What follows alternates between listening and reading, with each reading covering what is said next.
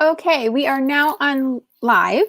We are now live on Facebook and YouTube over here and Instagram over here. We are going to talk all about self-editing today. It's going to be super fun. I've got a list of do's and don'ts. We're going to be talking about self-editing next week as well, where I'm going to do a Q&A. So if you have any questions about self-editing, certainly while we're on this live, I will answer them to the best of my ability. If you have any that you come up with and you want to let me know, just send me a DM, email, whatever, comment on a post to let me know, because I'm going to be collecting all of those questions about self-editing, and we're going to do a big self-editing Q&A next week. But this week, we're going to talk about do's and don'ts to help you get started in the self-editing process. So first, what is self-editing? We need to talk about that. So self-editing is basically the process where yourself, little pun there, where you actually edit your own book. So when you write your first draft, it is probably not where you want it to be when you get done with it, especially if you're a pantser like me. But even if you're a plotter, your first draft still needs some work. That's why they call it a first draft and not a final draft. So everyone's self-editing process is different, but everyone should have one. Don't expect your first draft to be the version that you publish. There are inevitably things that will need to change. Not only will you need to clean up grammar and punctuation, things like that, but you'll also need to look at plot points and plot holes. You'll need to look at character development. There's like so many things that go into self-editing. So we're not going to get to all of it today, but basically with self-editing, just know you need to do it. So we're going to get into the do's and don'ts. I've got a list here. We're going to go through and talk about just a little bit so that you know what kinds of things you should look for when you're self-editing and what kinds of things you should remember so that you're actually able to follow through self-edit effectively so that your book can actually be the best that it is going to be, the best that you can make it to be. So let me put a caveat here. When you're self-editing does not always take the place of an editor. If you can afford an editor, if you can possibly get the money together to have an editor on your book, I always recommend that. Every single book can benefit from an editor. But I also know that some authors are not in a financial position to afford one. So self-editing can definitely help. And again, so just to be clear, every book can benefit from an editor and every author should have an editor, but there is no guilt here from me. You will not get guilt from me if you cannot afford it right now. Okay, let's just put that out there. Okay, so self-editing do's. The first self-editing do is do self-edit. Basically, you want to self-edit your book for all the reasons I just talked about.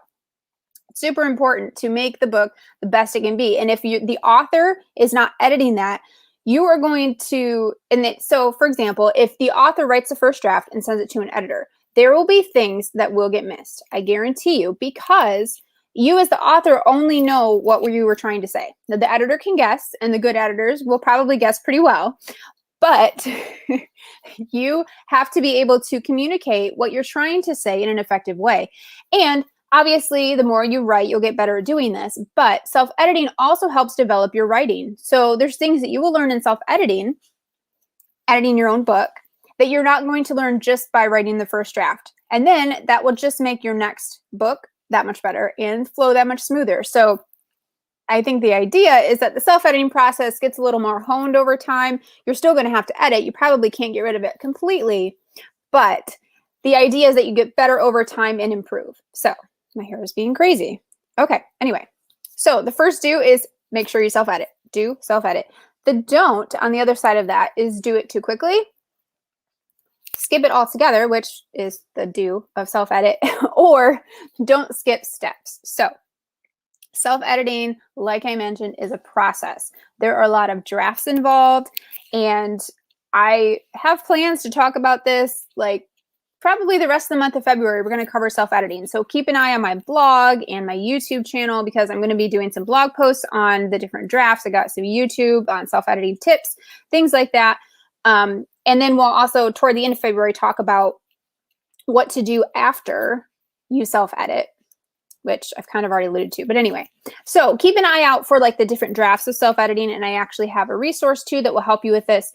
But know that there are specific steps. Now, your steps are going to look different than someone else.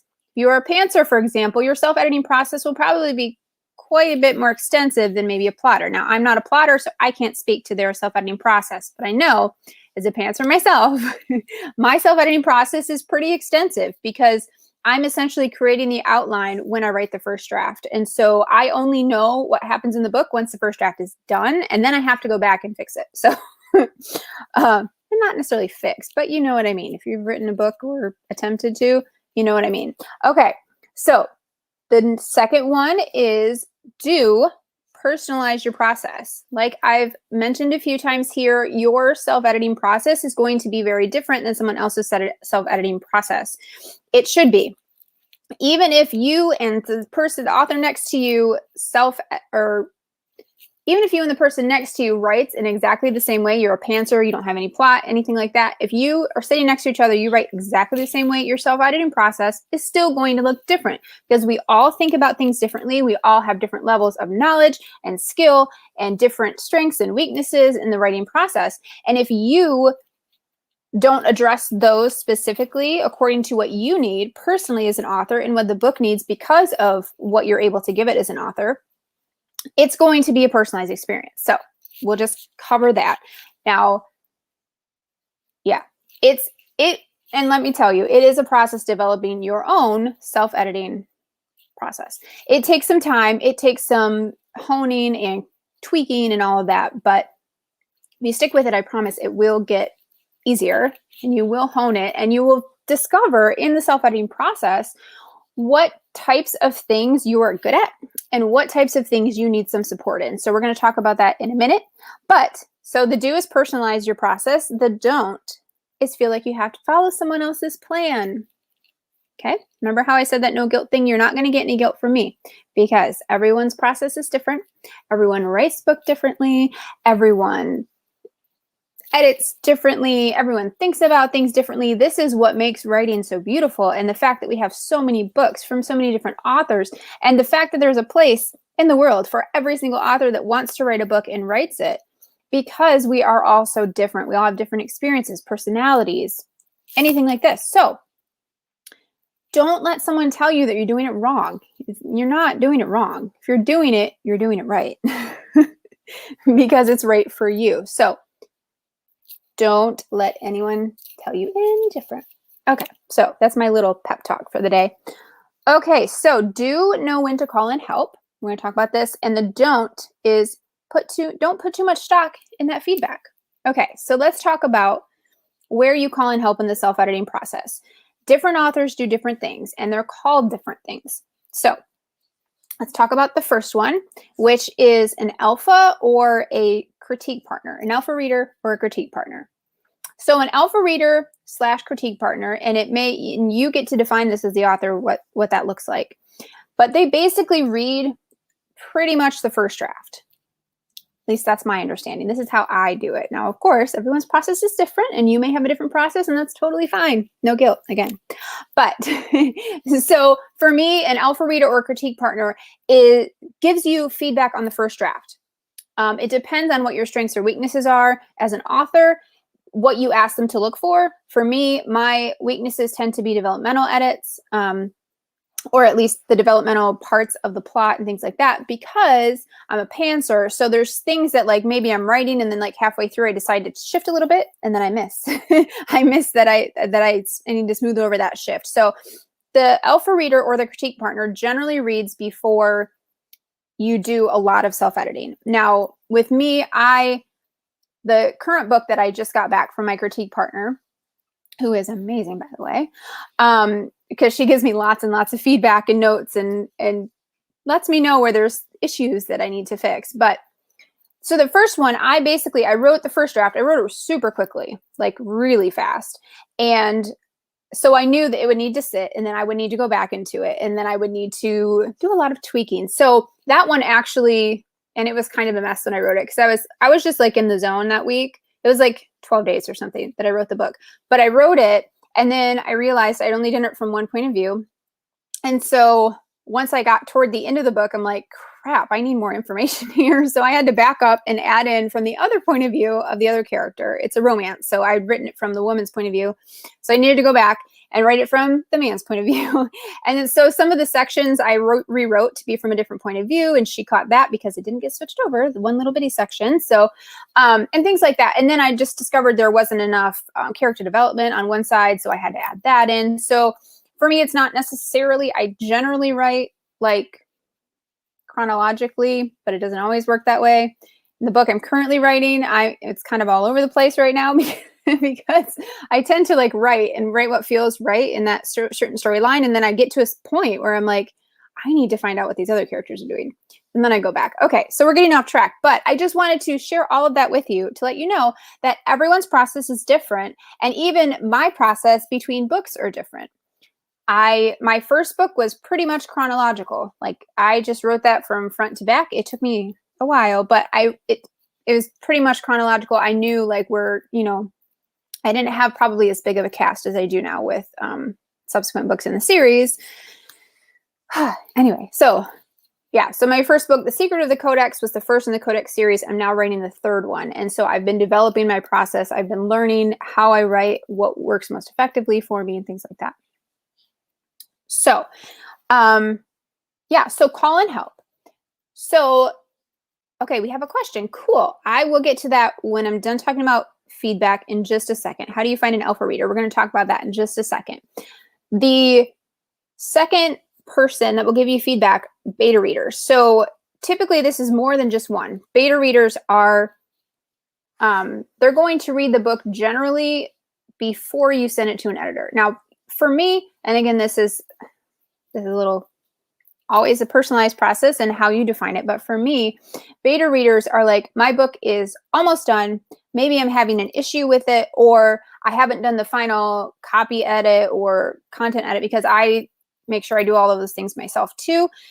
So it's going to be before it goes to an editor, so you have a chance to fix things. It's going to be probably before you finalize the editing. But with my book, my last book that I recently released, I went through and I wanted to, I was just having so much trouble with the editing process. I could not wrap my brain around what needed to happen. I had sat on this manuscript for over a year and I just could not move forward. So I'm like, I'm going to call for beta readers, see what the feedback I get from them, and do that. So I did get some feedback from the beta readers that helped me push through and finish the edits and actually get the book out.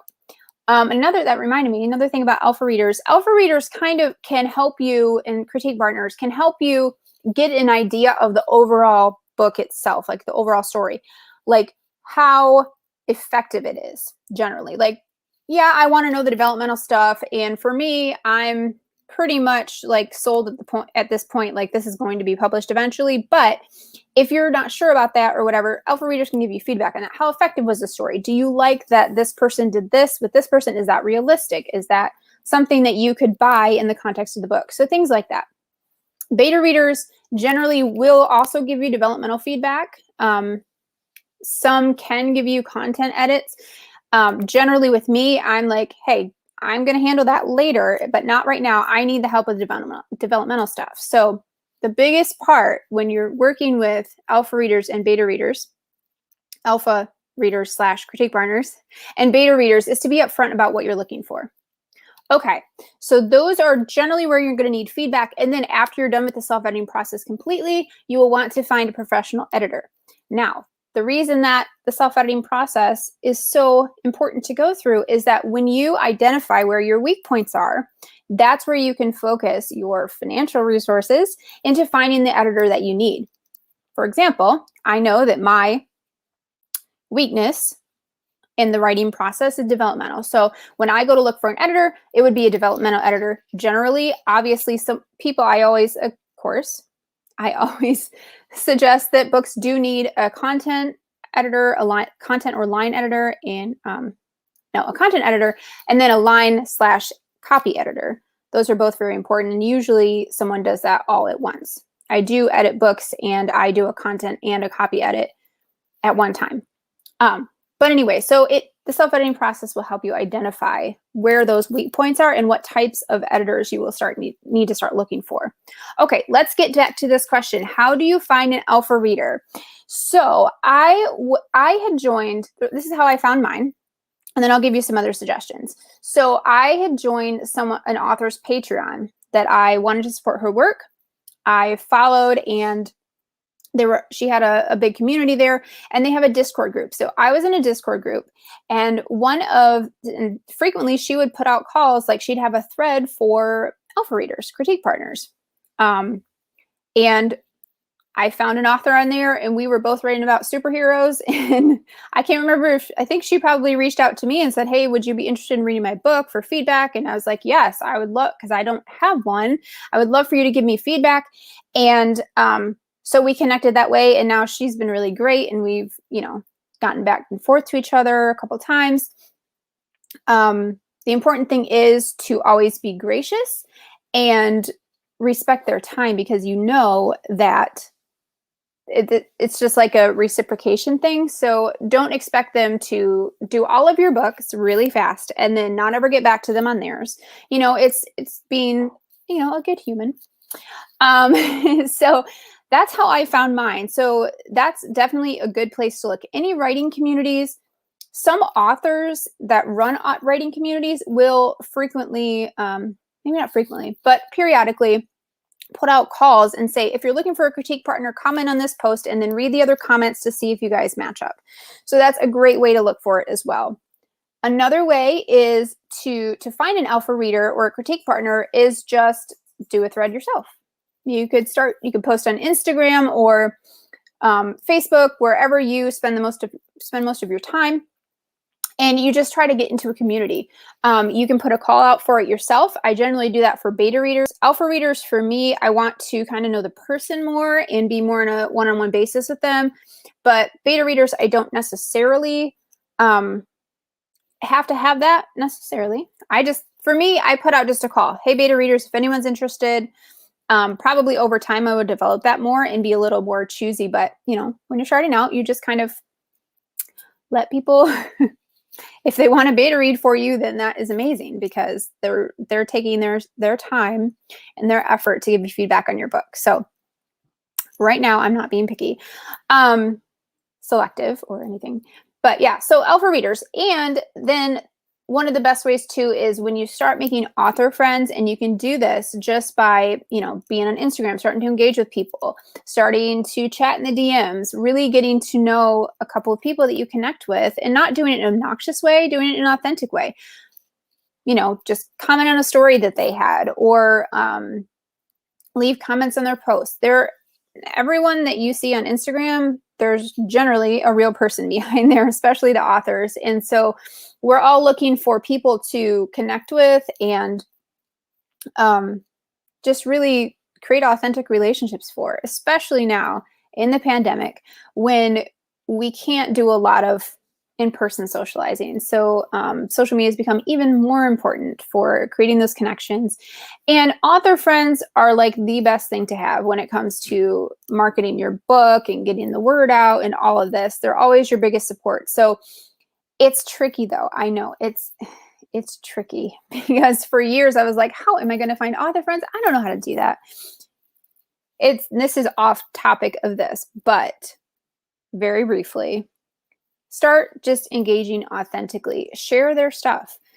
If they have a cover reveal, share it. If they do a teaser Tuesday, share it. Tag them, compliment them. It's all it's a great way to engage anyway, just regardless of anything. And don't always go into it like, hey, I'm going to get something from this person, because nobody wants to connect that way. That's not authentic. That's very exchange, and that's conditional, and you don't want that. So, okay. Thank you. I'm so glad I answered the question. Awesome. Okay. So we talked all about getting help. Now, let's see, next one. Okay. So the next do is create a plan and follow it. And the don't is don't be harder on yourself if it takes longer than you think. So, my self-editing process and my recent book that I released took me several months. Granted, I think I started it in probably like December or January of 1920. So I started in like when 2020 started, I was like, all right, I'm going to for real, I'm going to like tackle this self-editing. I'm going to get it done. And then the pandemic happened and my mental health could not handle self-editing. So I didn't get it done. And then I was like, I'm getting so stalled. I'm going to send out for beta readers. I got beta reader feedback and then I was able to finish it up and I released it last October. But it was a process and it took me so much longer than I wanted it to. But it's important to remember, again, there is no guilt here and there should be no guilt on you either. Now, I know some people do have deadlines. If you're working with a publisher, especially, that may be a concern. But if you are self-publishing and you can control that process, as long as you haven't announced it to your followers, take the time you need to. Give yourself grace because it's just, life is too short to be too hard on ourselves, people. Okay, and I'm telling this myself because I am very hard on myself, but I'm working on it. Okay, so create a plan. Create a plan. That's the biggest part of self-editing because if you don't have a plan, you are just going to stare at the screen, at the words, and like, you guys aren't fixing yourself. What's going on? So, believe me, I've been there, tried it, doesn't work. So anyway, don't be hard on yourself, but create a plan and follow it. I have actually created a resource for this called the Self-Editing Ebook Bundle. And so it's an actual ebook, and then it's got a checklist with it. It's got a story template Bible, which is a spreadsheet template that has all of the different things you need. The ebook goes through each and every draft that you talk about. And that's up on my website. But if you want more information on the self-editing process, I actually have a free ebook to give you. It's called An Author's Guide to Self-Editing. So it covers things like mistakes that authors make. It covers some of these do's and don'ts and goes into more detail and gives you some more do's and don'ts. Talks about the self-editing process and some stuff about, like we talked about, like beta readers, alpha feedback, and all of that. So if you're interested in that, I have the link in my bio on Instagram, and I believe it's in the description at YouTube and Facebook in this video. So you can click down there if you guys are down there. And then on Instagram, just go to the link in my bio and sign up for that because I'll send you the free ebook and you'll get a ton of information about the self-editing process. And I'll give you even more information just about all of this kind of stuff. It signs you up for my email list so you get notifications about when I'm going live here. I've been doing these every Tuesday at 3 p.m. Pacific because I moved to the West Coast last year. So that's 6 p.m. Eastern. But it just gives you a lot of author information and hopefully helps you on your author journey because that's really what I'm here for. I want to help you through all of the steps of the author journey because I know how hard it is when you first start. I have been there. It was so complicated for me when I started out. I had no clue how to find author friends. I had no clue that a critique partner even existed. I had no clue how to write a book or what Show versus Tell was or anything. So I would love if you'd join me. Definitely sign up for that free ebook. I would love to give that to you. So that's how we're going to talk about self-editing today. Again, just a reminder, leave a message on this replay because if you're watching on the replay, or you can, leave a message when this goes up. I'm going to have this on IGTV, but leave a message in the comments if you have any questions about self-editing because I'm going to be answering all of the questions next week. I'm going to do a self-editing thing, and I'll put a call out for that in another couple days on Instagram.